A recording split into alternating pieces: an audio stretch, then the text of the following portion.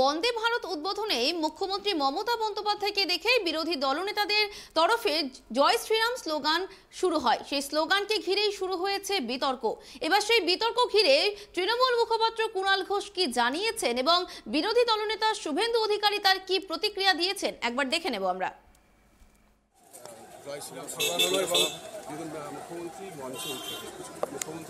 না না, ওগুলো কোনো কারণ নয়। জয় শ্রীরাম তো খারাপ শব্দ নয়, ভারত মাতাও খারাপ নয়। ওই যন্ত্রণা আছে 1 নয় 5 6, আমার সঙ্গে সিট শেয়ার করবে না।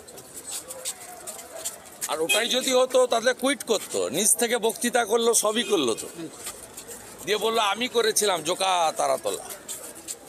এরা নন্দীগ্রামের হারের যন্ত্রটা, কলাইকুণ্ডে একটা নাটক করেছিল, এখানে আরেকটা নাটক।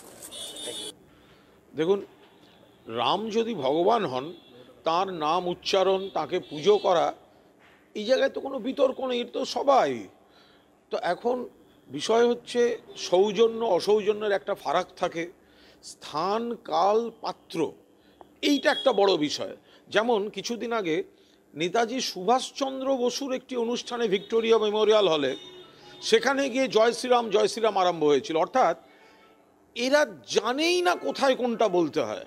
তো ফলে একটা ট্রেনের উদ্বোধনী অনুষ্ঠান, সেখানে জয় শ্রীরাম যায় না, সেখানে যায় কোনো কেউ শুভযাত্রা করলে আমরা বলি দুর্গা দুর্গা, তো মা দুর্গার কথা। তো এই বিজেপি হিন্দুত্বের কথা বলে, তো তারা তো দিলীপ ঘোষ তো বলেছে মা দুর্গার বাবার ঠিক নেই, এ তো অপমান তো বিজেপি করেছে।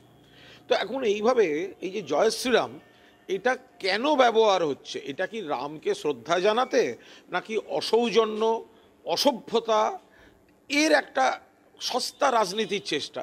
এই জায়গাটায় আমাদের আপত্তি আছে।